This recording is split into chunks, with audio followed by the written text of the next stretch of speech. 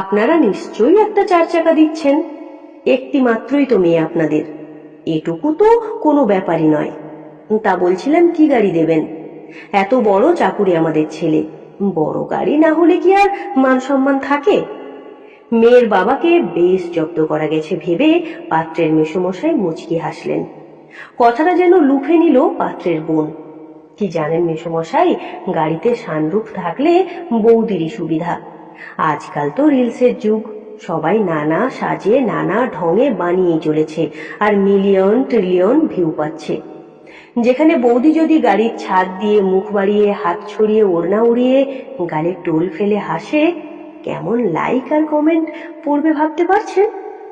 আমি তো জাস্ট ভেবেই। বৌদি, তুমি তো পুরো ছেয়ে যাবে গো, আদুরে সুরে ঢেউ তুলল সুস্মিতার হবু ননদ অরুণিমা। সুস্মিতার বাবা